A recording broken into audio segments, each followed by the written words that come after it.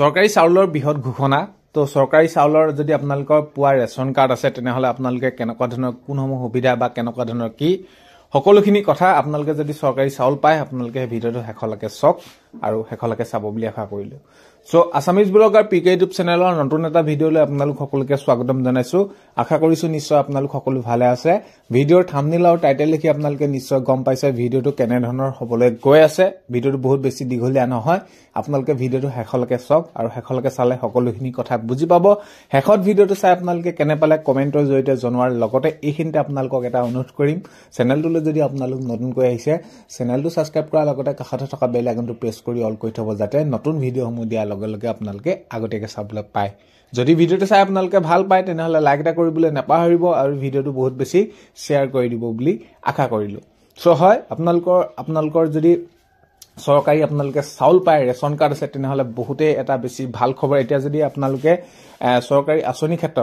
ক্ষেত্ৰত প্ৰতিটো ক্ষেত্ৰতে আপোনালোকে যদি চাই হেয়া লাগে আপোনালোকে অৰুণোদয় আঁচনি ক্ষেত্ৰতে হওক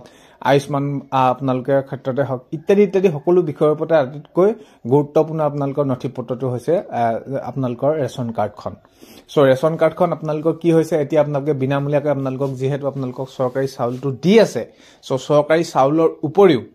চৰকাৰী চাউলৰ উপৰিও মাননীয় মুখ্যমন্ত্ৰী মহোদয়ে এটা বিশেষ ঘোষণা কৰিছে হেতু হৈছে যে অসম চৰকাৰৰ ফালৰ পৰা দাইল আৰু চেনি দিয়াৰ ক্ষেত্ৰত কি কৰা হৈছে বিনামূলীয়াকৈ সম্পূৰ্ণ নহলে সুলভ মূল্যত তেনেদৰে দিয়াৰ ব্যৱস্থা গ্ৰহণ কৰা হ'ব যেহেতু বিনামূলীয়াকৈ দিবলৈ হলে অধিক বাজেট তেনেদৰে লাগিব তো যেহেতু সুলভ মূল্যকৈ তেনেদৰে দিয়াৰ ক্ষেত্ৰত এটা ব্যৱস্থা গ্ৰহণ কৰাৰ কথা কৈছে আৰু যদি আপোনালোকে চাই ৰেচন কাৰ্ডখনৰ আটাইতকৈ গুৰুত্বপূৰ্ণ ক্ষেত্ৰটো হৈছে আপোনালোকে বিনামূলীয়াকৈ চাউলটো দিয়া আপোনালোকে বহুত দিনৰ পৰা যেহেতু আপোনালোকে পাই আছে যিসকল দুখীয়া দৰিদ্ৰ সীমা ৰেখাতলৰ পৰিয়াল আছে তেওঁলোকে সেইখিনি বিনামূলীয়াকৈ চাউল পাই আছে আৰু সেইখিনি কোপাটি এজেণ্টসকলকটো আপোনালোকে গমে পায় 10 তাৰিখৰ আগত সকলোখিনি তেনেদৰে ক্লিয়াৰ কৰি দিবৰ বাবে সকলোখিনি তেনেদৰে দিবৰ বাবে চাউলখিনি কোৱা হৈছে সো এটা কথাটো হ'ল আপোনালোকে চৰকাৰী চাউলটো থাকিলে আপোনালোকৰ সুবিধা কোনসমূহ হয় আপোনালোকে অৰুণোদয় আঁচনি পায় চৰকাৰী ঘৰৰ বাবে আপোনালোকে আবেদন কৰিব পাৰে আয়ুষ্মানৰ ক্ষেত্ৰত আপোনালোকে সেইখিনি আপোনালোকে কৰিব পাৰে বা বিভিন্ন ধৰণৰ আঁচনিৰ কাৰণে আপোনালোকে জব কাৰ্ড হওক বা যেনেকুৱা ধৰণৰ যিয়ে নহওক সকলোখিনি আপোনালোকৰ বাবে এই ৰেচন কাৰ্ডখন থাকিলে সুবিধা হয় সো আগন্তুক দিনত এতিয়া অসম চৰকাৰে কি কৰিব সুলভ মূল্যত তেনেদৰে দাইল আৰু চেনি দিয়া ব্যৱস্থাটো কৰাৰ কথা মানে কি কৰিছে উল্লেখ কৰিছে